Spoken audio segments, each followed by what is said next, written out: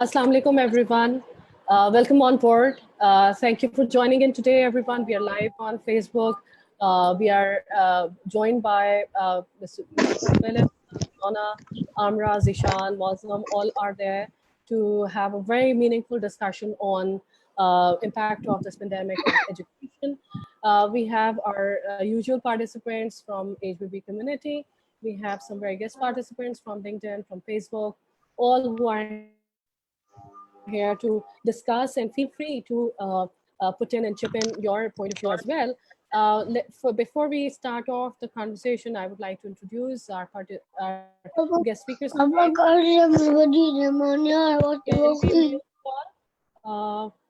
Let me just mute the participants so that we have conversation starting off.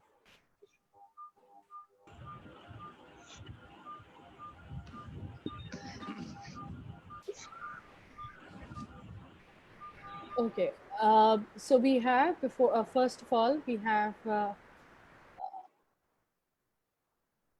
Philip Hobart and Fiona Hallworth. They are educationists and they are providing their services in managed education services from UK. They have started this platform of managed education service to provide the assistance to you to get into, to bridge the gap between the schooling and their transitioning to the college and university life. Philip brings a great experience from education industry, from the field. It started off from the schools to moving on to the coaching to the administrative side of the education. And his educational background has been well utilized in Pakistan as well. Has been associated with one of the Pakistani association organization, served in Pakistan, understood the Pakistani market as well, and definitely well versed with the international market. Fiona brings with her a diverse background from education, from corporate, from marketing, and has been instrumental in bringing up a lot of changes in many organizations from with her lively and energyful personality and very insightful experience. We have Zeshan, who is leading in A Million Smiles, which is an initiative for youth empowerment, and we have Moazam, who is brings in a lot of experience from marketing side, but his recent work has enabled the linkage between the academic and the corporate to go hand in hand in providing and bridging the gap. What is more important in education for the youth? Today's topic is impact of this pandemic, COVID-19, on education. And this topic is basically very, I would say, timely at this point in time, because we see that a lot of changes are coming in education industry because of the sudden move from an offline medium to an online medium. And it is making a lot of changes in personal lives, because the education itself touches many lives directly in terms of teachers, students, educationists themselves, how schools are operating, and how parents are operating at home as well. We thought of bringing in this topic and starting off the conversation, take the input from everyone and find out what is there for us to and how we navigate this change. So over to the participants from start of it. How do you see this change that is coming into the education industry as such, for from all angles? Any one of you can pick up this question. Yeah, Fiona. Her mic is mute. Yeah, I'm on mute. Okay, yeah. A long time ago, I did an experiment with some of my children to work out the economic impact of education. That was just one very large private school in the UK, and it was £36 billion. Now, and I think sometimes we forget we're looking at the core things: the students, the teachers, the actual building itself and its management, and the family. But there's a huge economic bubble around every school, whether it's the little sweetie shop, whether it's the transport getting the children to the schools, it's all the employment that's around that. So I think the significance, we must never forget that it's a much, much bigger thing. the World Bank said there's 1 billion young people not in education because of COVID-19, which is a huge proportion of the population. But to put it into perspective, it is only for about 60, maximum 90 days. And I've had children who've been long-term sick and come back to school and catch up, and it's all okay. So that's just my start. Interesting. So you don't see much of impact just because of the gap, and somehow we are probably in rush to bridge that gap all too early, probably. What do you think, Philip? I think there is an argument to that. I think children are very resilient. I think society is actually very resilient, and the environment is resilient, and these things do bounce back. I think if I was the parent of a 4, 5, 6-year-old child, I would be less worried than I would be if I had a child who was, say, in the middle of an O-level course or halfway through an A-level course. I think those are where the impact is greatest at the moment. It's what effect is that going to have on their examinations, on their university, their careers.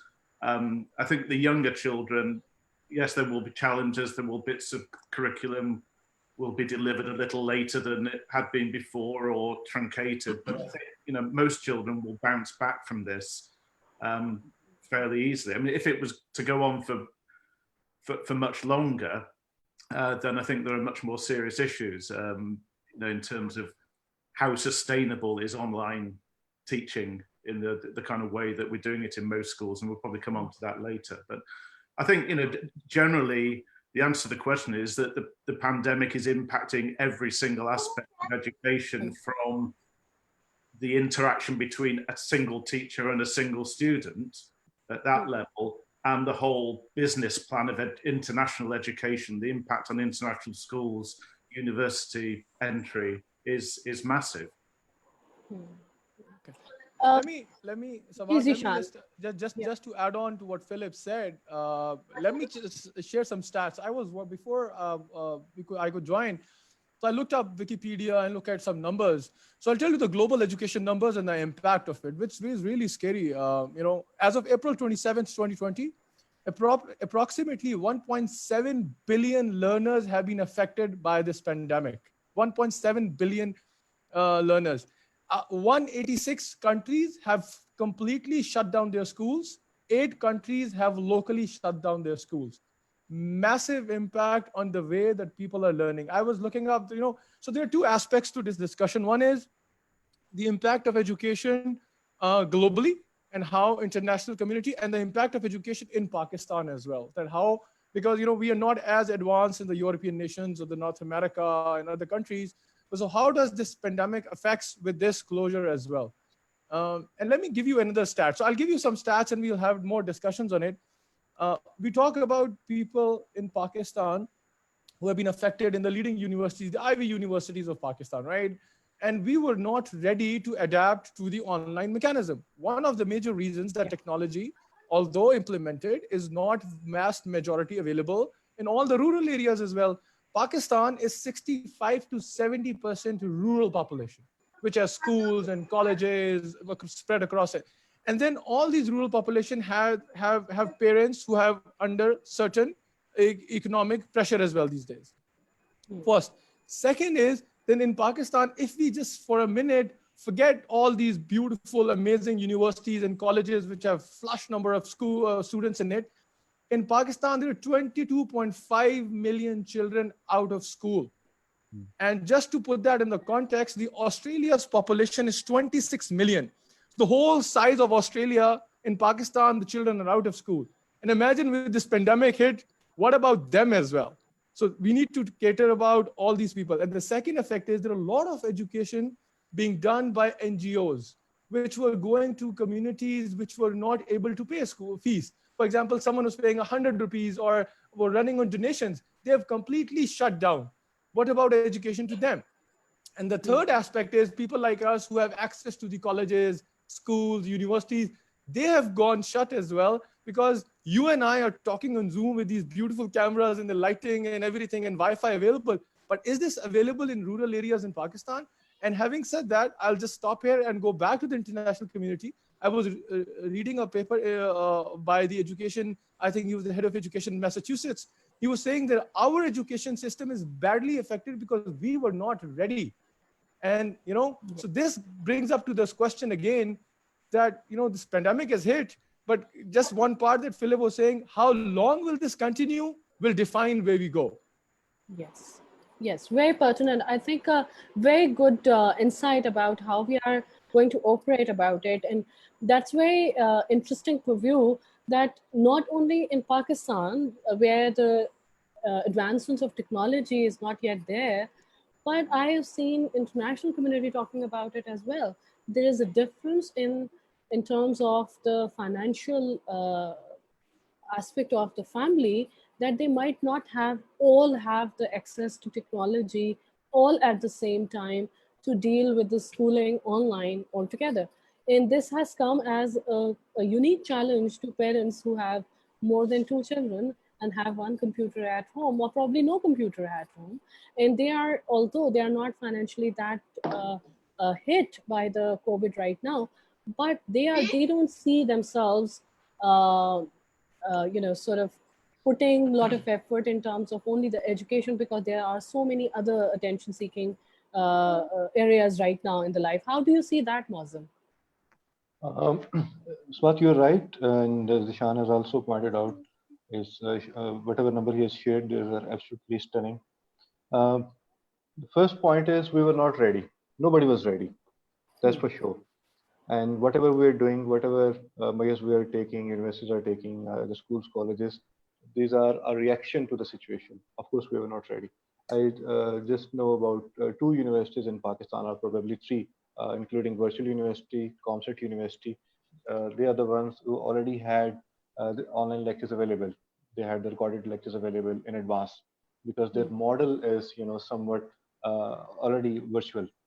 So other than these two universities, no university was ready. But I have interacted with vice chancellors recently in the last few days, and how they are perceiving the situation as, what they're thinking is that this situation has enabled policymakers to relax their policies, because in Pakistan, Higher Education Commission or Punjab Higher Education Commission, and similarly other provincial higher education commissions, they were not ready to allow universities for online education in a pre-COVID scenario. But now they are more receptive to make new changes. They are receptive to listen to ideas.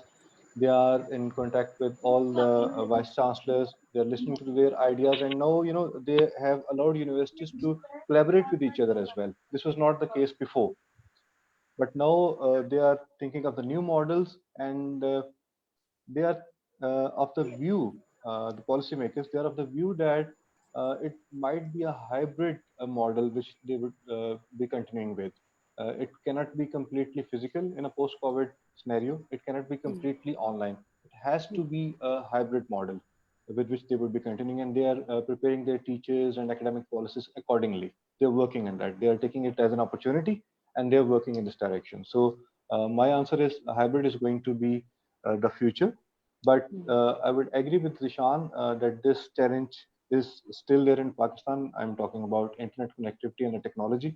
So if we have to adopt to even hybrid models, we have to spend on technology. We have to invest in this sector. We have to ensure that at least 3G, 4G connectivity is available in all parts of Pakistan. Even though, like if you and me, we travel a lot, it's just like we go 30, 40 kilometers away from Lahore, and we lost 4G connectivity. We are downgraded to 2G and 3G. So even in the developed, cities, 4G connectivity is not available in all pockets. It's in the limited pockets. So just imagine the speed of or the quality of internet in the rural areas. It's worst. So this is the area where we have to invest, because this is the future. Hybrid is going to be the future. And one thing which COVID has done is, it has proven to be a leveler in all domains. Students who were not able to get into a brick and mortar model for study, now they will have an opportunity to study at their homes, because even from the policymakers, they had this policy that universities or colleges can enroll a limited number of students. But now this is not going to be the case. They are allowing universities to entertain as much as students they can, online and offline. So this is my answer. Good insight. I think a very important aspect to this entire situation is that how is the readiness of the entire system.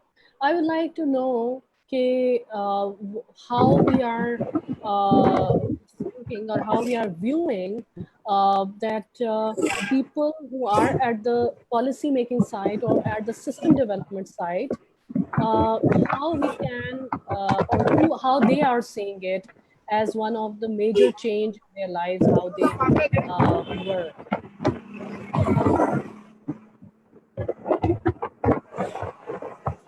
Ziva, there's a noise. I think you need to put someone on mute as well. Exactly. I'm putting everyone on the mute except for the participant for now.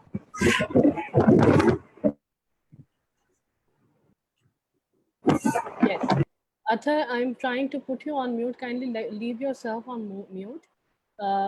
Yes. Now, you can take the question that how the educationist or the system side, which is in terms of readiness, how ready they are and what they should be doing.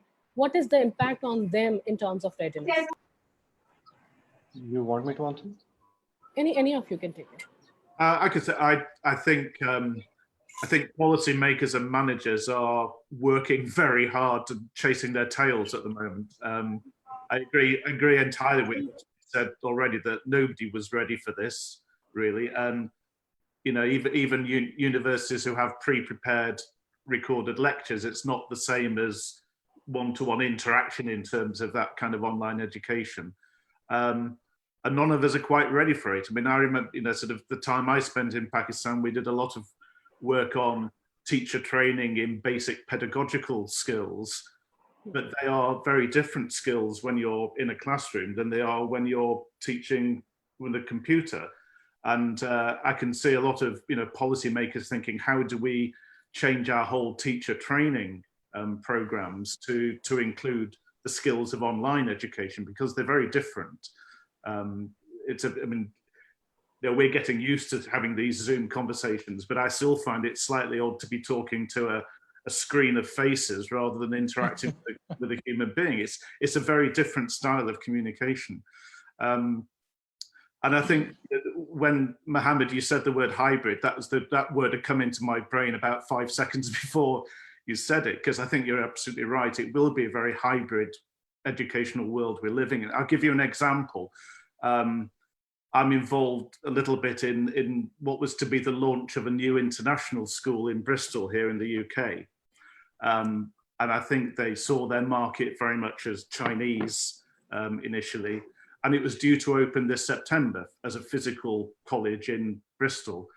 And we realized very quickly in March that that was not going to happen because people wouldn't have the mobility or even possibly the income to make that happen. So the policymakers very quickly switched to the idea of delivering the course online. It's a University of London International Foundation programme, and the university was very flexible about it. They were very supportive of allowing the college to change its mode of delivery from physical to online. And at the moment, everybody's running around trying to work out are we going to use Zoom? Are we going to do something else? How are we going to deliver it? How are we going to recruit? What are the issues involved in that? And I think policymakers across the board, whether it's international schools or at an individual school level, are working really hard to make these adaptations and changes. But the reality is we didn't see it coming, and we're all on the back foot. And I think there's a lack of leadership. I mean, there's been quite a lot of people talking about, you know, there isn't any world leadership really to do with COVID-19. Everybody's just kind of hunkering down into their own country and trying to sort it out. And I think it's the same with schools. So suddenly schools are just left on their own and coming up with individual solutions, and universities, of how they're going to do it, which probably in the long run is going to be a lot of wasted effort, because there is people in the UK, we're used to being told by the Ministry of Education, this is how you do it, this will be done, it'll be done like this, and they suddenly don't have that.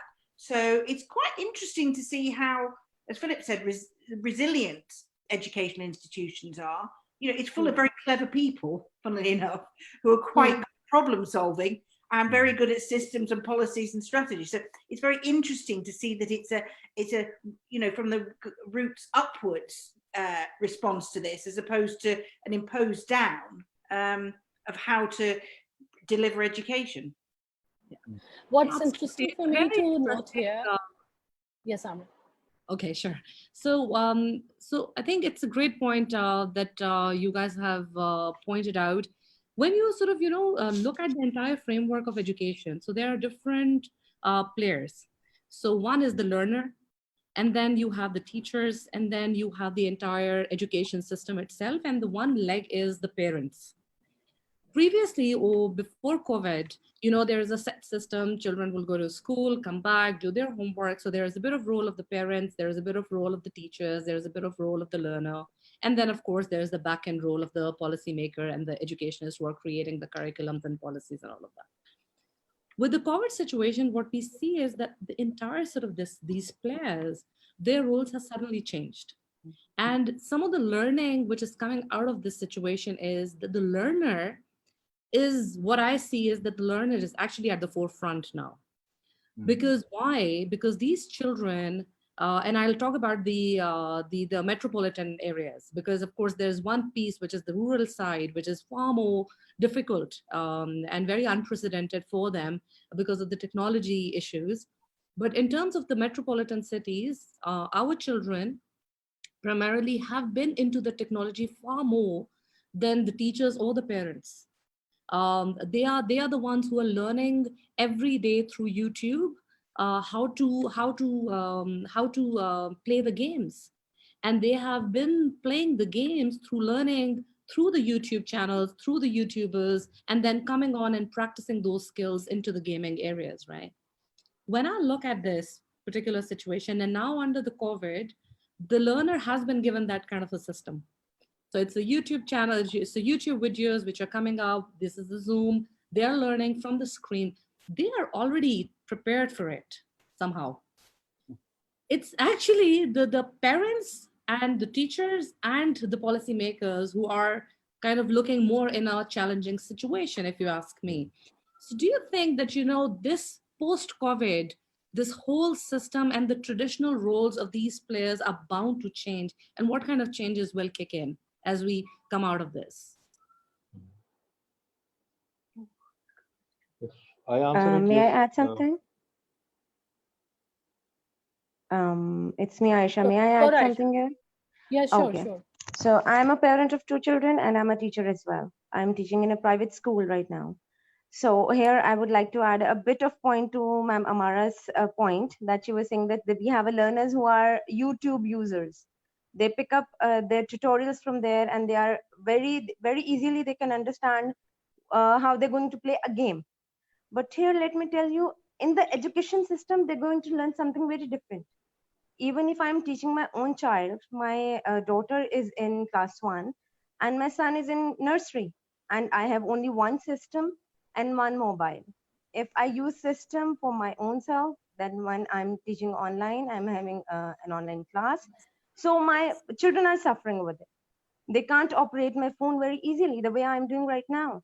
So there is a vast difference between using a YouTube and taking out tutorials and getting the education.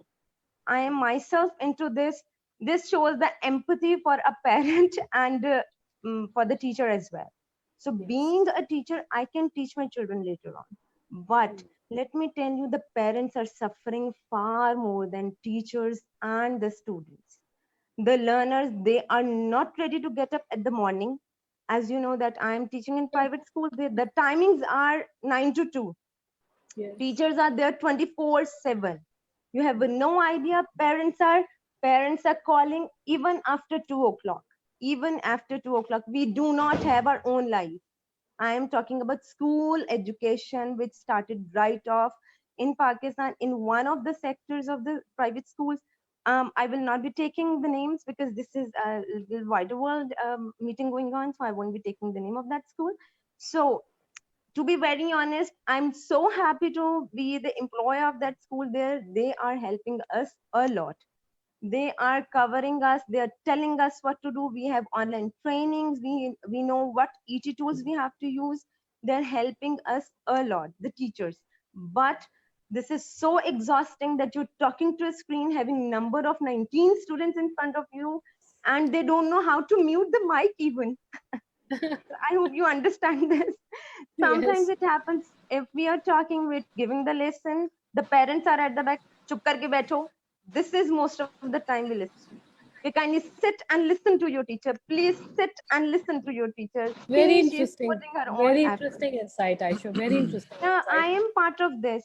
And Yes. let me tell you, we were like praying like anything that to lift up this lockdown. We do not want to go for the online classes now. Mm-hmm. Please, we like our So yes, the yes, situation is different for schools, colleges is different, and universities is different. Yes. yeah, Just totally different. My niece is in university. She says that it's just hell sitting in front of an screen, and we are putting up our assignments. We don't know the instructor is checking or not. We don't know. We get it right away that it is returned back.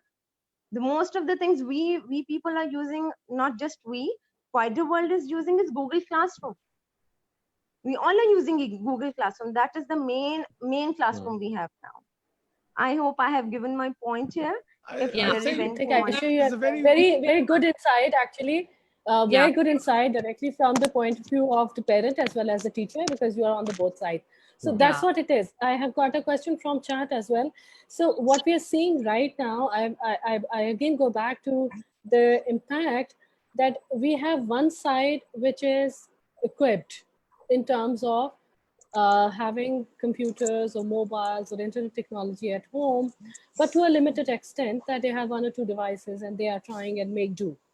We have another challenge for those who do not have any access to any sort of technology. And then there is a third strata who did not have the access to the education already. Now, unfortunately, there is a downside to this pandemic is that the class difference in education has become wider, and it has become right in the face right now. If you are from a class where you have access to all sort of equipments, all sort of technology, clean the everything, then you're fine. That's the point of view, and I would like to take from the participants and from all the conversation. Sabal, let me just add one point here. I Sure. think Aisha mentioned some very valid points. But you know what? I've been a devil's advocate always. I look at the two sides of the coin. There's uh, COVID is a reality. Like we can't deny it. Right? Technology is a reality. We got artificial intelligence, big data, IoT, blockchain is coming. We can't deny it. The issue is, when the first iPhone came in back in 2003 and 4, and the iPhone now is far different. This COVID has given opportunity to all the schools, all the learners, all the teachers to think different now. I mean, we absolutely understand, the parents are under pressure.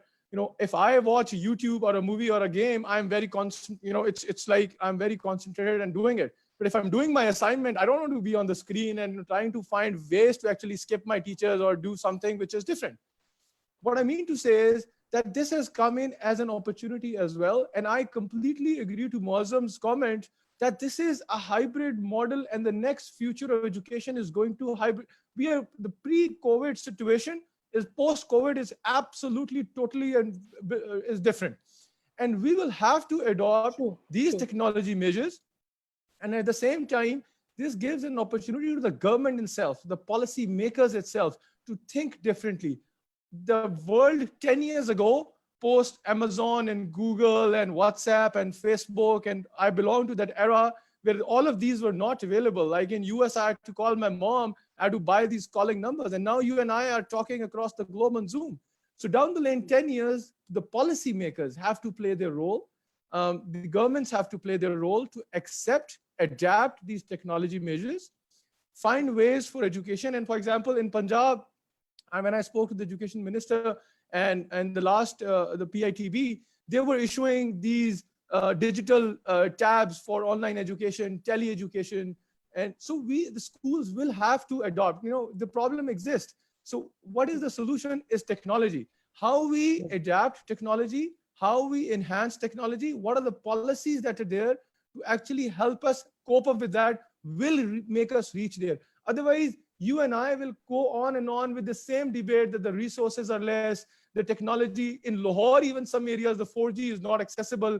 I spoke to a person in Laya, and he was studying in Islamabad. Because of COVID, he's gone back to Laya. He says, sir, I have to travel 3 kilometers, and then there's this big tree.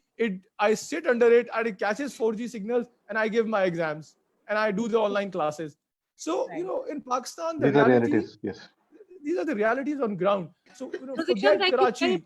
thank you very much for bringing this point. And, going back to my question, because that's exactly where I was coming from, that the future of education will not be as it was pre-COVID. So it is now and here, and we all have to adapt to it. Let it be parent, or let it be learner, or let it be teacher, and even the policymakers. Now, the thing is that, there is one piece which you rightly pointed out, which is the technology piece, right? But ultimately, what I keep hearing around this COVID situation, that everything is coming out to technology. Everything is not technology. There one piece which the learner and the teacher and the parents definitely need is engagement. How do you engage across the screens? How do you make the whole content so engaging for the learner that rather than going on the YouTube for Roblox or something, he comes to, learn his own sort of curriculum. I think that engagement piece, technology, yes, we are evolving, we are there, and specifically talking about the metropolitan. But this engagement piece, how do you cope with that? Especially if I throw another challenge your way, homeschooling. A lot of children are now talking about to their parents, like my 10-year-old in grade 5 is talking to me, Mama, I want to be homeschooled. I don't want to go back to school. There's a lot of bullying out there. I don't like my teacher, for example. So there are some serious concerns that are coming from the learner. So technology is there, but then engagement, that how do you evolve, what kind of competencies and capabilities you're seeing in the future. I think these are very, very important areas for us to look at and look forward. So what do you say about that? Amra, I think augmented and virtual reality are going to be in place right now. We'll see a lot of innovation happening in this domain. We have not been able to use augmented reality and virtual reality in a way we should have, but we should not miss this opportunity.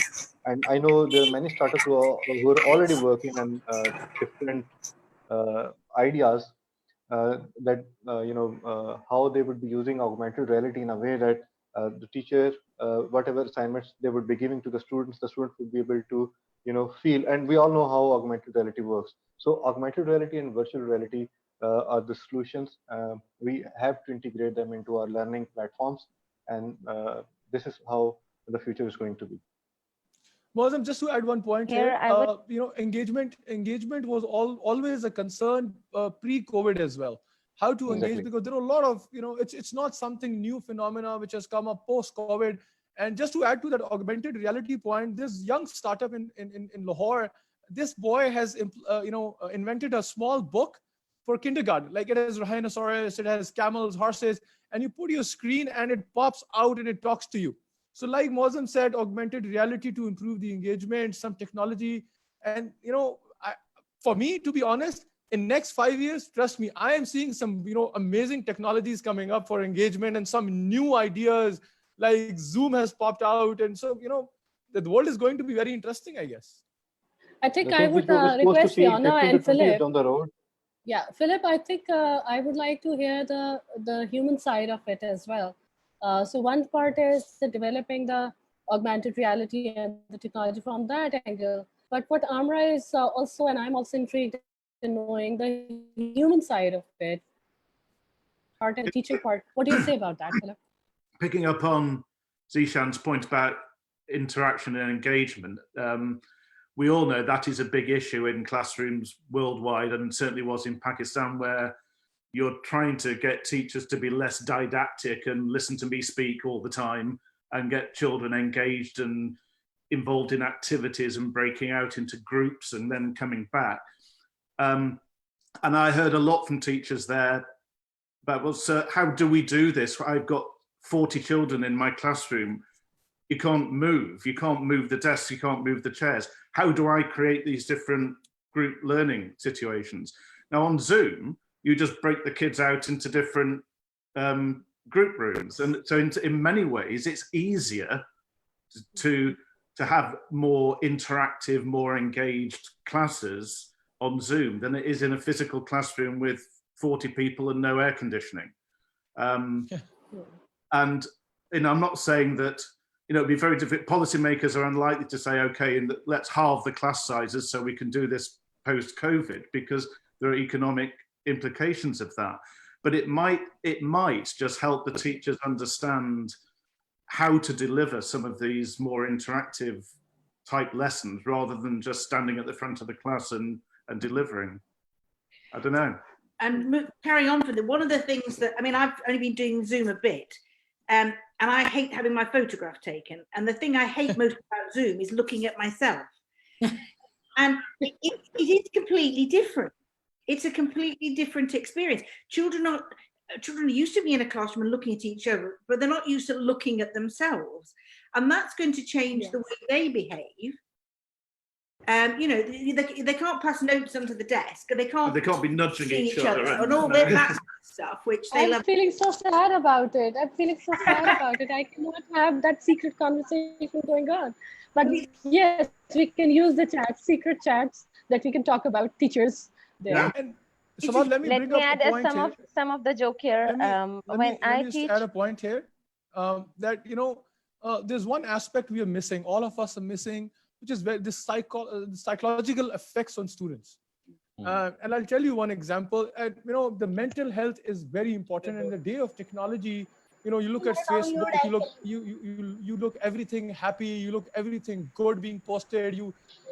So this is having an effect on students. And how I was talking to one of my students, because I run a very large youth organization, speak to students, and this young girl, I think 12 years old, said that, sir, when I have to come on screen, I have to get ready. I have to make sure my background is good as others.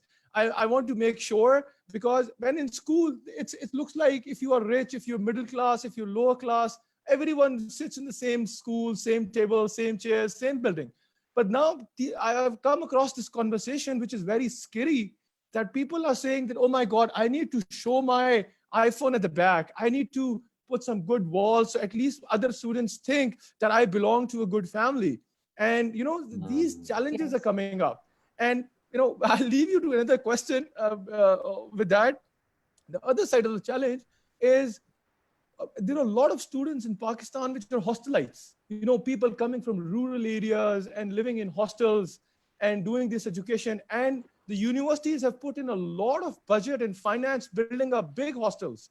And that's one of the revenue streams. Many of the schools in Pakistan are on rented places.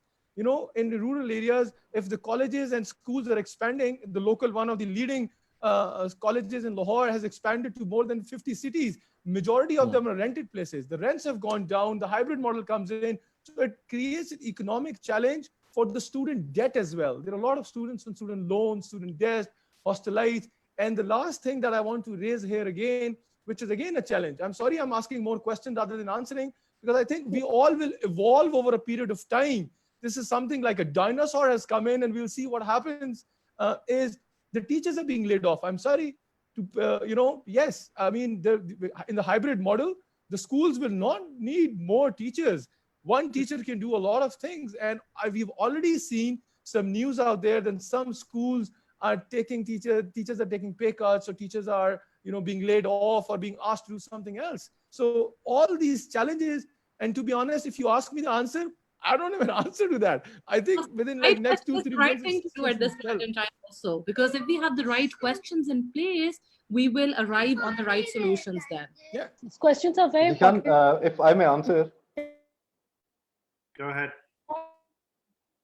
Hello. Because when it comes to a hybrid model, of course, you're not going to have too many teachers, but the role of teachers might change.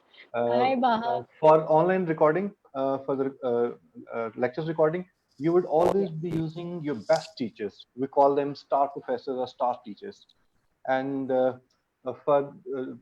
in classroom, you might be using teachers as a moderator. They might not be teaching because the most of the content would have already been available with the students before they are coming into the class. I know about Comstats University. I met their rector 4 or 5 months ago, and at that time, they already had ordered holographic technology from China, and it was on way to Pakistan because they have campuses in different cities of Pakistan. So they were thinking of using their staff professors in the main campus to give lectures, and using holographic technology in the remote campuses. The teacher would, of course, be virtually available in all the classrooms. So the role of teachers in different classrooms and different campuses is going to change. Most of the teachers would act as moderators rather than acting as full teachers. So this is how it is going to be. We're going to rely on star professors and star teachers, but you know we need to take everything in account. And the policymakers, it's their job has become more difficult because they have to take in account a lot of things. They have to consider a parent's perspective, teacher's perspective, technology perspective, learner's perspective, and of course then assessment comes in. So there are a lot of things for which we do not have pertinent answer at this stage. The time would give answer to everything, but time situation would get clearer. I want to, latch on to the idea of psychological or uh, even physical health, because a lot of screen usage is increasing, and that is impacting. So I would like to go back to the psychological health, mental health of the students. How not only students, parents, teachers, because the pressure has suddenly increased. You have to learn new skills from the teaching side, from the parenting side as well, that parents need to learn to be part of that triangle, that proverbial triangle of school, parent, and student. Now it has become so evident, it has become so much there in the daily life that parent has to be involved into the studies directly. So the mental health aspect towards parents, students, and teacher, I would like to latch on that idea. I would like to take some input about that, how to deal with that. As Ishan pointed out, that I have concern, maybe the diwar, the wall behind me is showing the right kind, although I have a solution which I can do right now, being in the Zoom, that I can go and have a very good background uh, on my computer for that, like this, and I can take care of that angle.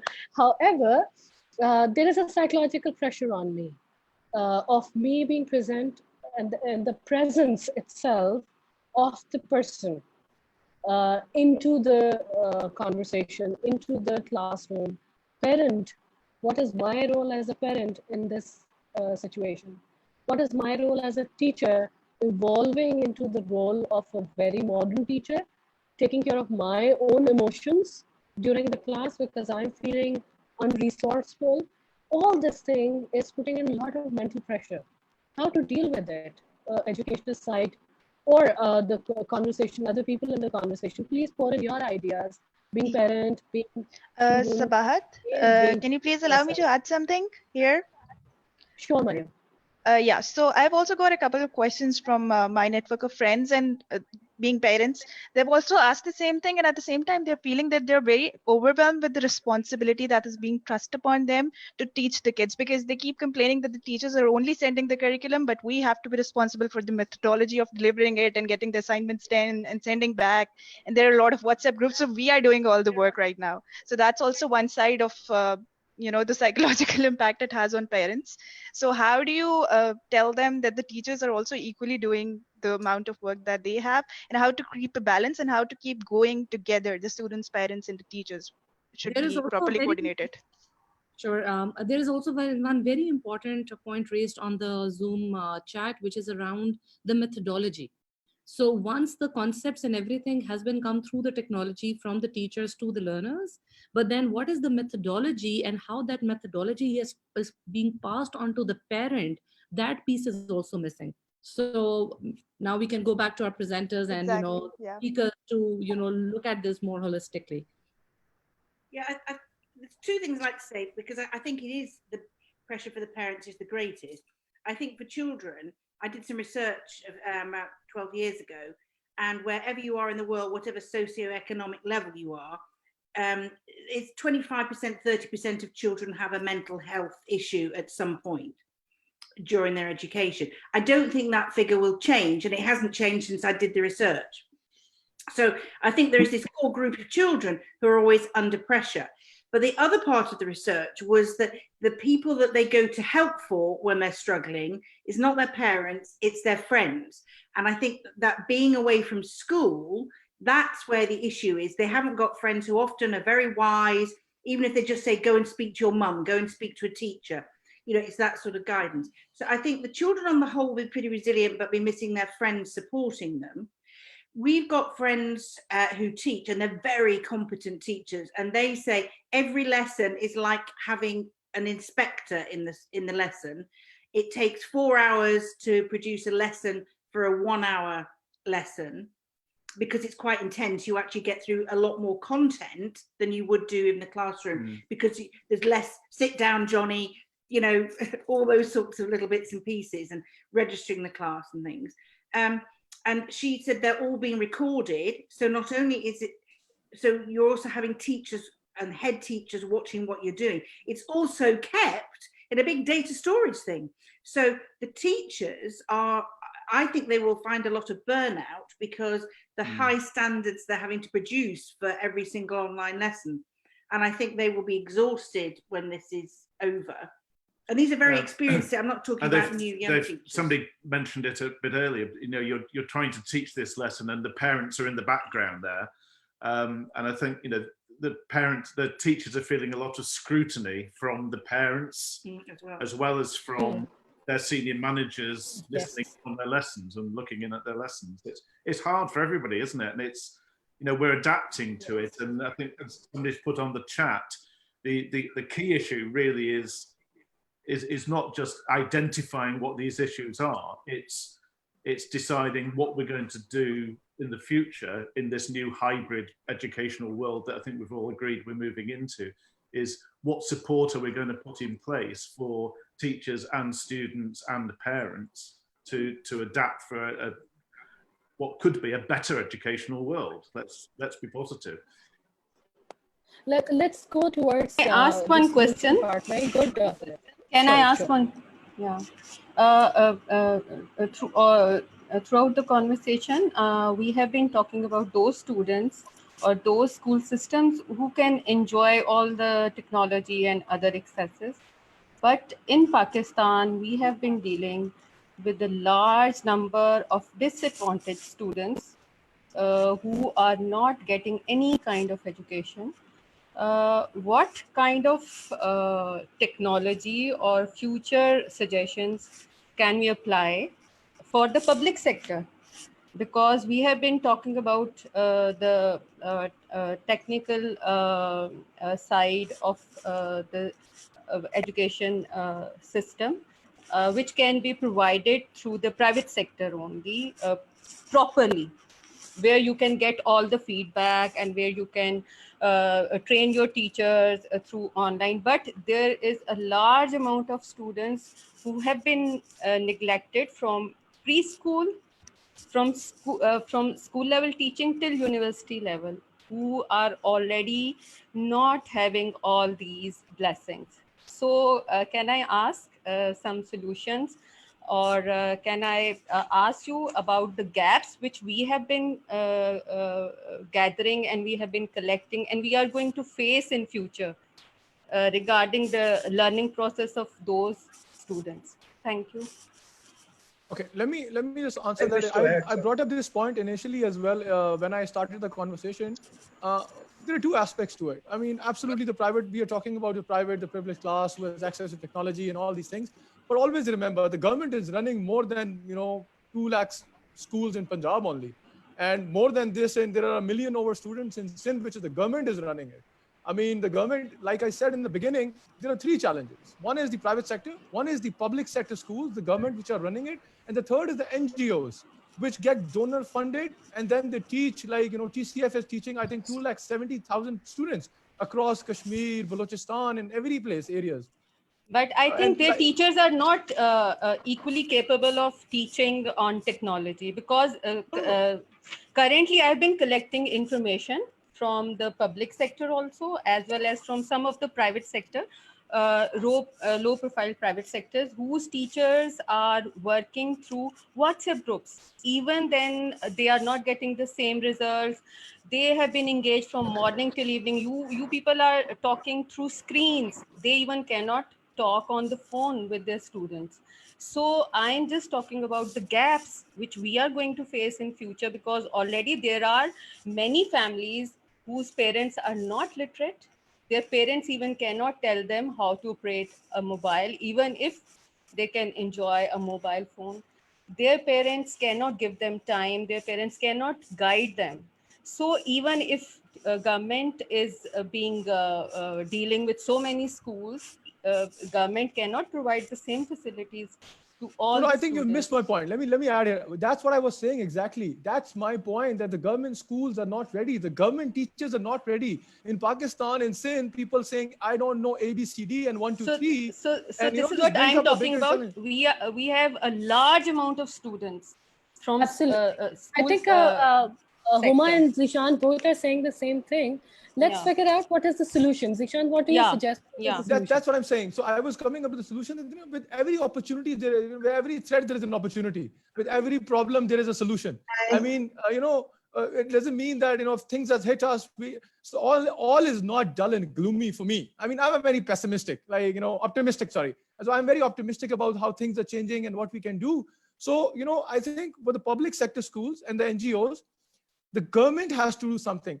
Under the Pakistan's, let's talk about Pakistan. Under the Constitution of Pakistan, education is the fundamental basic right of every child in Pakistan. Every child, irrespective of what family or what upper class, middle class he or she belongs to. So that is government's response. Education under the Constitution is government's responsibility. The government has now to come up with the policy and the procedures to actually help all these universities, which are under government as well, to provide them access, like Amra said, provide them engagement tools, provide them teacher training modules, provide them student engagement practices, get them to a situation where teachers are provided, a evening session of 4 to 5 on how to use technology, how to communicate. This will not only build the education system, this will also build your teacher side. I mean, the other side. It will build your human resource as well. And at the same time, the government, like coming back to Moazam's point, government has to think of this hybrid model in the public sector and the NGO sector, where there are some technologies available, there are some e-classrooms available. The Khan's Academy of the world come to Pakistan, and government starts doing this hybrid model. So it is a wholesome, cumbersome solution. There's no one right answer to this. There are various bits and pieces. It's a puzzle. So if one piece missing, you have to put all the puzzles together to come up with a solution for the NGO schools, for the public schools, the government-run schools, the private sector schools, the solution for the teachers, the solutions for the students, the solution for the parents to not get exhausted. And like one of the panelists said here, a bigger problem is this scrutiny. Like, I am talking and Sabahat is recording this. If I say something wrong, tomorrow I am like, this live session is said, oh my God, you said this. And the parents are also watching the students and, this WhatsApp groups and everything. So this is a bigger challenge, but with every challenge, there is a beautiful opportunity of augmented reality, of artificial intelligence, of teacher school engagement. I mean, I'm sorry, gone are the days when, we used to play cricket in the streets. Now we play FIFA, and now we play Xbox, and now we use these cell phones to communicate. So over the time, we will adopt to technology, but this challenge has come up. I think as policy makers, as from the private sector, Philip, Moazam, every one of you, we should put our recommendations after this session on a paper, send it to our academia. Moazam is running a beautiful forum, academia industry linkages, involve the private sector. So I hosted a session with Anglo, Telenor, and Jazz. They said they want to invest in education technology. The schools will have to do something. The government has to do something. So all these 4 or 5 pieces of us, government, schools, private sector, technology, put together will bring us to the solution. Individuals, we can't do anything. I think very good point. In the interest of time, I would need to like add some now point. want to. I'll take you, Adnan, just in a minute. In the interest of time, I would like to just conclude on one thing, that we have understood that there are impact on all angles in the education when during this COVID situation. One angle is that government put in their effort. Another angle is the conversation like this that is happening right now. Uh, I would like to take one angle at one time, and I would request the conversation partners to provide a suggestion model or a suggestive solution to that. So I would go for it first for the students' mental health and students' pressure during this COVID-19. In before this, the situation was different. How post-COVID and during that situation, what can be done to ease out the pressure? And before you answer this question, I would take what Adnan was saying. Yes, Adnan, you were putting in something. Yeah, I need to add 2 points. One is in the curriculum itself. In Pakistan, we have government curriculum for the board exams, everything, and that is, I believe, we all agree that this is absolute, and we need to modify it with the hybrid solutions. Make the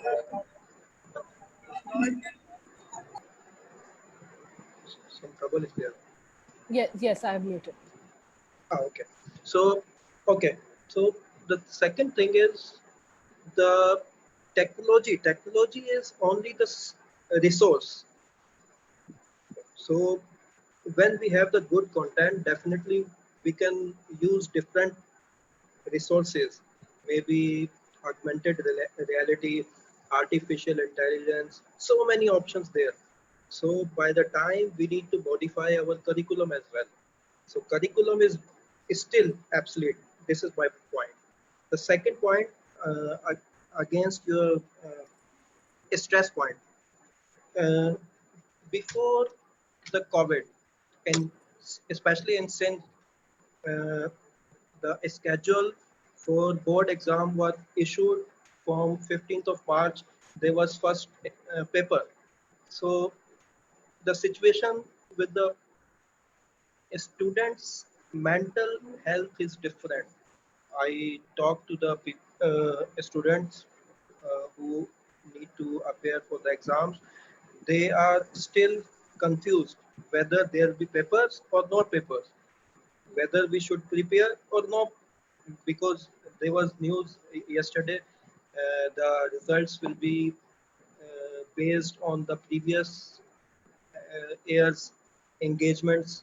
So this will change everything. So we need to go with Zeshan's point, like hybrid solution should be there, and we need to modify our content, and technology is just a resource. That's my Yes. point. Yeah. Here, Excellent I would point. I like to think add. we saw the same thing for the O and A levels as well. And since we are now at around 5 o'clock, we have just 30 minutes more. Let's go to the solutions.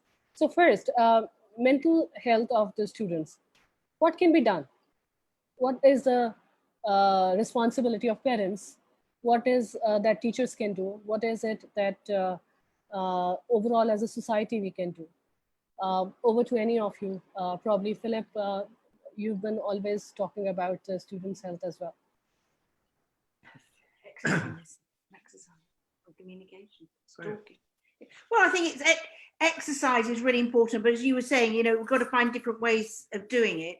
And we've seen lots of international little sports people, creating things in a room, jumping over things and throwing things around.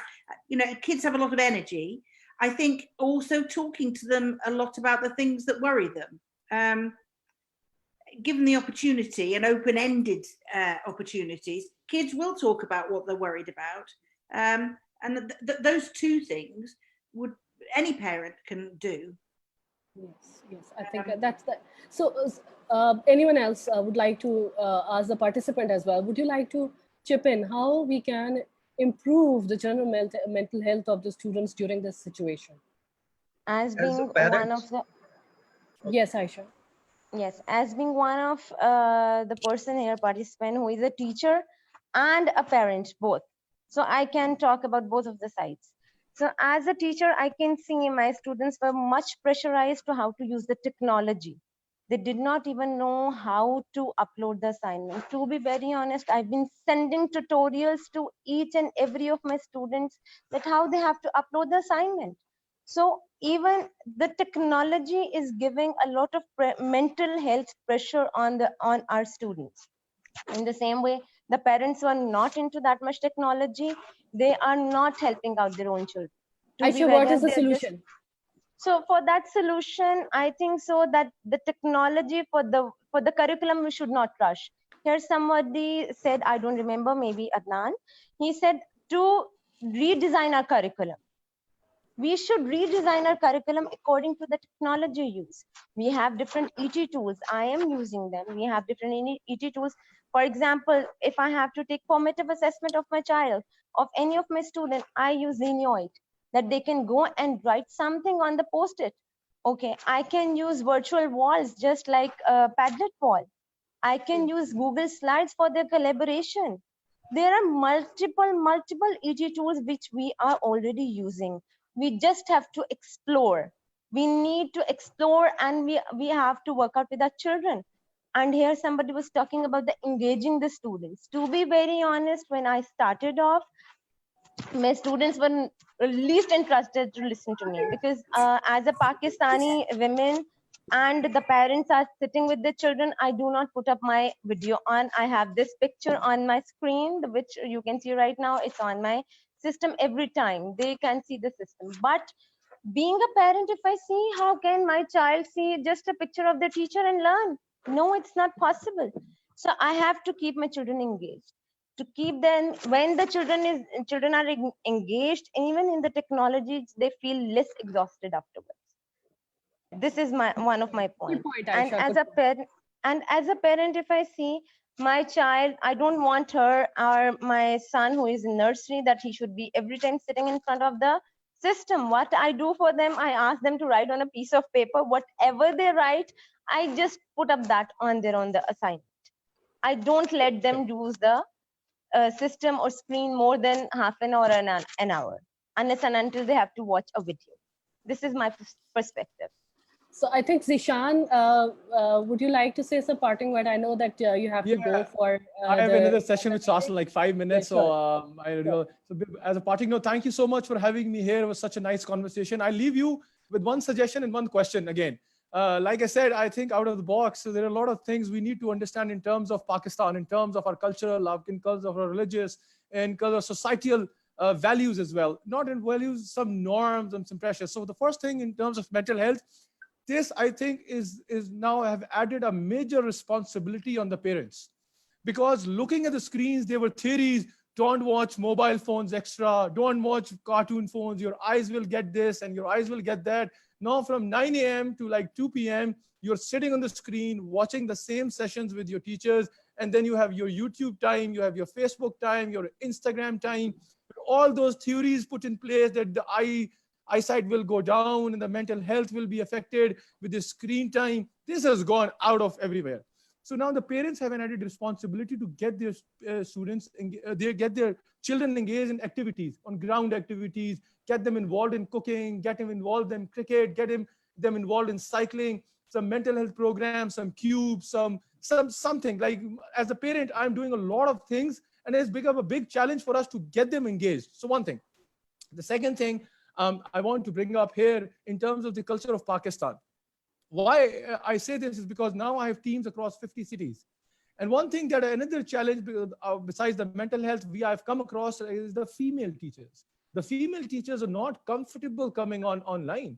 I mean, I have come across several cities where the teacher says, we can't go online and show our videos. We don't know who records us. We don't know who uses us. And I'm not talking about Karachi, Lahore, and Islamabad. You go to rural areas where there are hundreds of schools, and the teachers are wearing these scarves and these dupattas and these abayas and all these. And this is the cultural society. This is with this, these are the challenges, because some of the teachers said, I'm sorry, I cannot teach online. You want to fire me, fire me.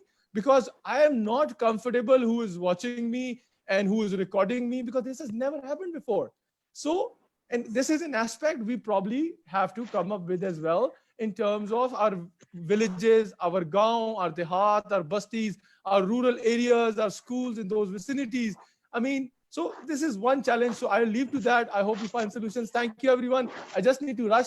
I'm already late, so it was good to have you. Bye. Take care of yourself. Thank you. so Good much. to have you, Zeshan.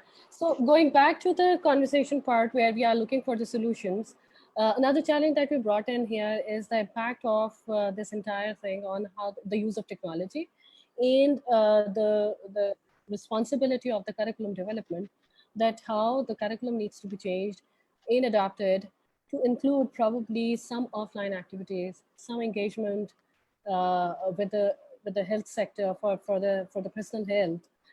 Maybe this needs to be part of the entire education system as well, that there are some offline life skill module added, which was greatly missing from the curriculum, that the life skills, for example, letting kids iron their own clothes was never part of the curriculum, or trying out some new recipes, probably going and having some jumping jacks were never part of the curriculum.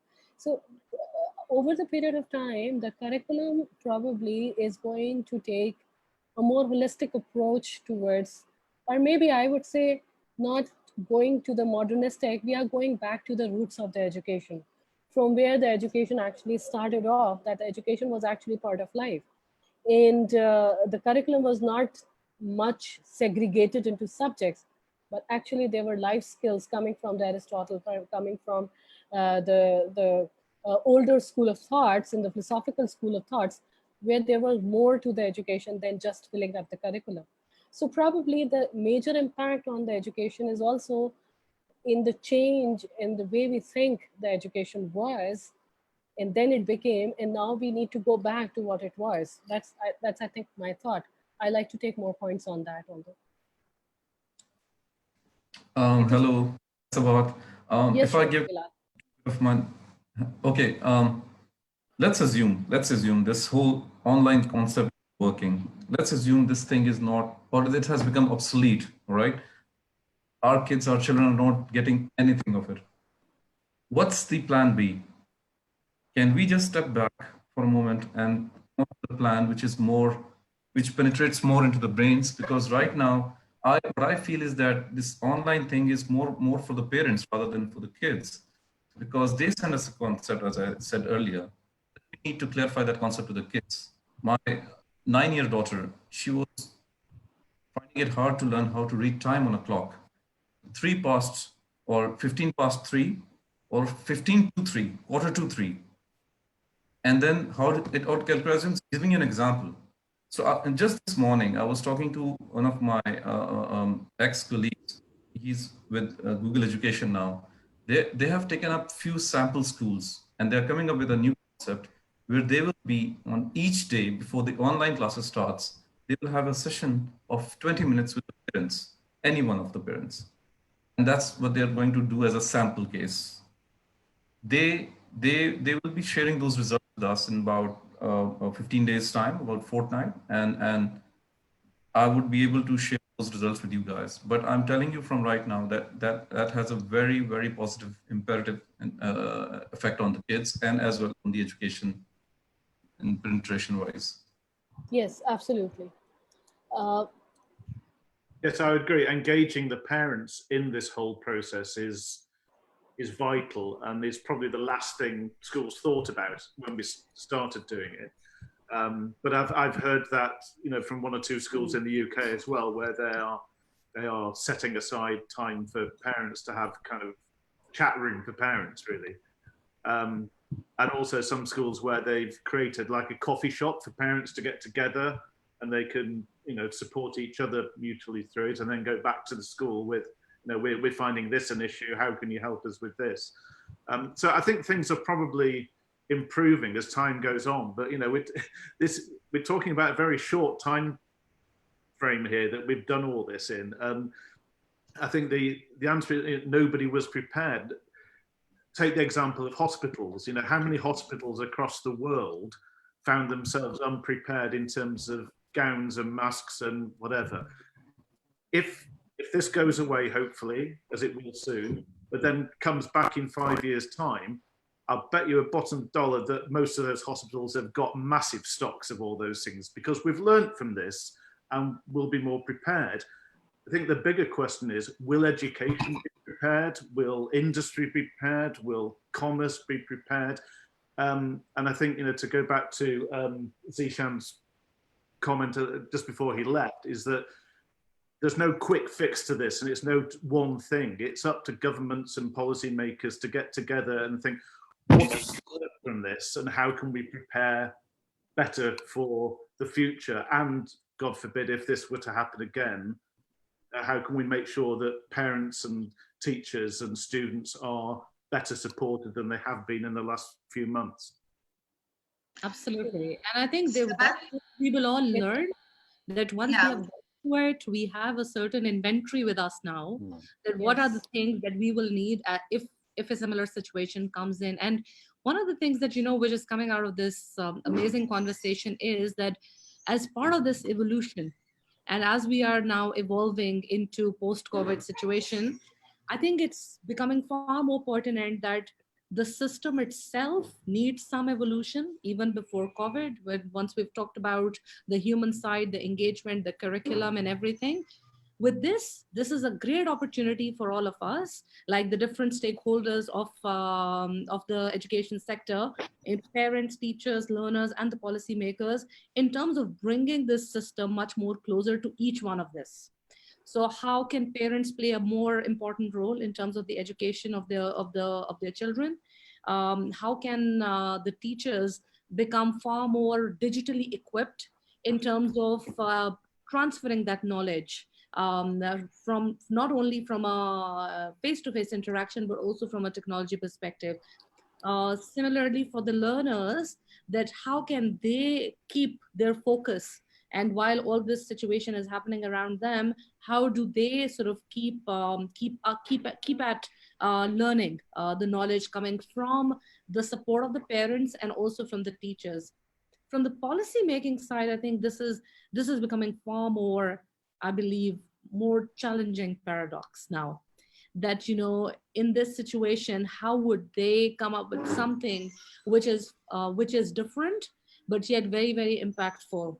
Apart from what we were having before COVID, I think that a lot of pressure goes to the policymakers. That what kind of policies, what kind of changes are they going to propose and get implemented in the coming times?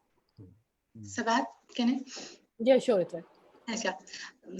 First, my apologies for joining late because there were some internet issues. I just want to being an educationist, but I was thinking that, just as Philip said, that it's an emergency situation. Nobody was visualizing that situation will be coming soon. Either it's a hospital side, it is a economic growth or anything, or it's an education setup. We were not at all ready, and being a Pakistani, we were not even ready for such kind of situation where all the school closures, and then top of especially those children, if we are talking about the mental health, those A2 students or the matric students and the other students, those who are pursuing for their career, there were their final years. So it's a lot of pressure has been come up. But I just want to say this thing that somehow my perception is totally different. We have taken it up as a nation, as long as the education is concerned, very positively. Though there are gaps, and those gaps needs to be bridged with different strategies, with the curriculum implementation and all these things. The saddest thing is that we are dealing the education in different segments. We have upper middle class, we have lower middle class, and then we have the ground reality, where the complete Pakistan community is coming up. So when the policy is coming up, we need to sit together as a nation, and we need to, especially, I will be talking to the parents, that the mindset of the parents needs to be changed after this situation, that the pressure of the grades and the pressure of the career progression and the pressure of the students is too much on one side of the education side, and on the other side of from their own house system, because they have to pursue a career where they can earn. So these things, but once we will be talking about, I have an opportunity to work with the government sector at this moment once they have started their the education channel from the TV, the response is really, really good. So people, we need to be hopeful for this thing, that the people have this sense of responsibility. Yes, there is a time has changed, and the children needs to learn things, and the mindset of the parents and the community needs to be changed. And I hope that if we all contribute a little into this industry, things will be going forward. Being talking about my organization, we will be dealing with the lower middle class also. We started with the Google Classroom, and the response is amazing. Like right now, we have 56 students enrolled on the Google Classroom. They are commenting, they are doing it, and they are responding it. So technology is where children are very much familiar with the technology, but the parents are not very much familiar. They are not taking it as a tool. They're not taking it as like, they are not, even myself as a parent, being a normal mindset, that we are not ready that our children will be appearing and taking the technology and going through with the education. So the whole mindset needs to be changed slowly and gradually, but with this one hope that every single person will be contributing. Like, I really appreciate Sabahat over here that she has created this forum where, other than this job pressure, we can talk about it, and we all are enthusiastic to make a change, to bring a change positively for our community, because Yes, we we need to do. understand our community is different. We are in Absolutely. the and nice to see you both here, honestly. Thank you. Moazam, you were adding some pointed. Sorry. Moazam, you were adding some points to the solutions. Look, we do not have a school in every street, but we do have mosques. So, we might need to use mosques at the community centers. Like, actually, they were meant to be like the community centers, but we have just, tagged mosques and churches as a place for praying mosques, but it was not the case. So we need to use our community centers. We need to, prepare such facilities in each street, in each area, so that when God forbid, if the situation comes back to 5 years down the road, we are prepared in advance. So the second point is we must not miss this opportunity to build on this. Government should prepare such centers in different pockets, and it is a high time to not only think about those students who are out of school. That number is quite big, and we are missing the train because with every day they are losing the opportunity to go into the school. They're growing, so we must not miss this opportunity, and we need to find a solution collectively. I have no a fixed roadmap to share at this stage, but the one thing is sure, and that is we're moving towards adopting a hybrid model. We need to be prepared for that. We need to engage our star professors and make our curriculum available online, and use teachers in different schools and different community centers as moderators. Parents' role is going to be a moderator as well. So these are the things, and I think we should not miss the train. Right. Thank you so much, Moazam. I think I'll take one closing remarks from Sadaf as well. She's sharing some very good points about how she is making the changes. And then Philip and Fiona, I'll take the parting thoughts at what we should be doing, and your thoughts on the entire solution, concluding the session. Sadaf is also running Tech Karo. And Sadaf, why don't you share your points on that? This is a great thank you so much. So this is a great conversation, and I think a very timely conversation for Pakistan, where we have a huge youth population. 60% of Pakistan is young. And I'd like to just emphasize that tech is a great enabler and an equalizer.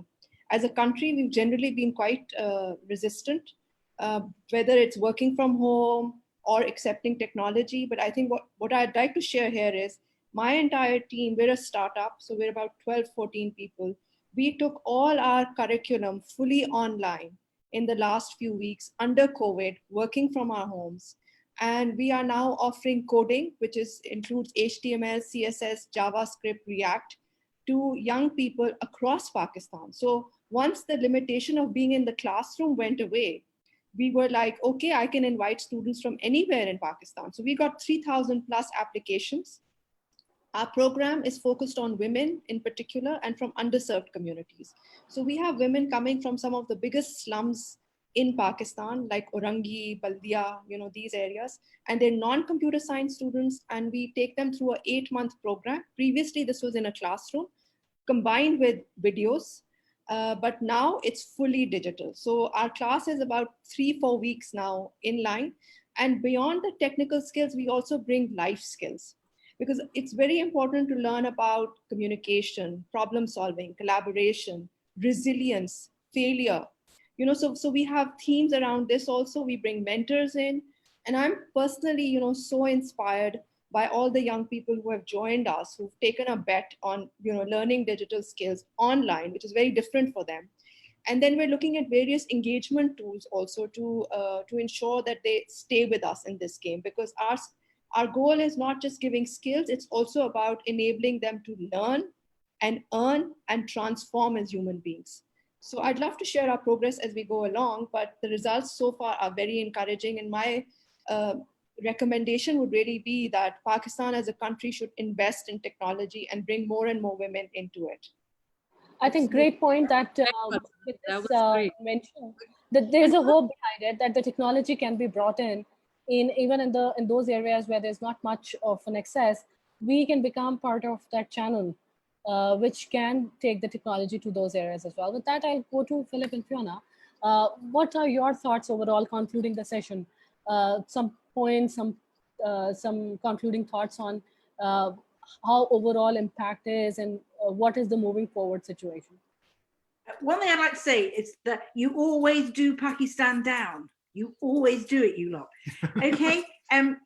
We can't get the internet in large parts of the UK. When I came to Pakistan, I couldn't get over the fact I could actually use my mobile phone up in the mountains, down in the south, on the beach in Karachi. Anywhere I went, I could use my phone. So first of all, yeah, we've got some strengths, of course. Huge. You're way ahead. You're way ahead. And in Pakistan, the way you use Facebook is way beyond most countries, and WhatsApp far ahead. And that was when I was there 2 years ago. The other thing, Itra, do you remember when we went to that conference with that very powerful young politician? Was she called Miriam something? And she was working with 4 women, and she was reaching 1 million young students by teaching women who were important in their communities, and they were taught by the radio, and they then brought little groups of women and children in houses and taught them lots of stuff. So there's lots and lots of these big effective programs going on which need to be piggybacked on, because if we can already use radios and you've set up all these people, there's no reason why you can't get education through these people as well. Absolutely. Yeah. I think Mike. Lovely thoughts. I think that's the right thing, that we have a lot of potential. We are doing a lot of stuff. And yes, Philip, you were adding your thoughts. I think what we have to learn from this experience, obviously, and think how we can improve education across the world. And thinking, I mean, I've loved this being re-engaged with education in Pakistan. This conversation, it's fantastic. And I think we have to take the point that yes, technology is it's very easy to say that technology is the solution, but it's only a solution if we also invest our time and resources in the human resources we have. So it's educating, it's not just teachers, it's educating heads, and it's educating CEOs of school systems. Everybody has to buy into the reality of what the world is going to be like, and the technology will only be ever as good as the people who input into it and use it. And I think it's been a fantastic solution to this current crisis. We know it's not perfect, and we know there are it's not the perfect solution long term for either teachers or students in terms of being on a screen for that length of time, and it's possibly not the way that you would deliver the curriculum that we have. But yeah, I think I'm rambling a bit now, but it's that combination of investing in technology and in people, I think, is the future. for the hybrid future. Absolutely, absolutely. I think that brings to the end of the conversation. Great conversation, everyone. I think very important aspects have been brought into. First thing first, that we have to accept that the impact is there. We cannot close our eyes and we say, no, it will pass on. And there is a light at the end of the tunnel, but we have to pass through the tunnel. And in order to pass through that tunnel, we have the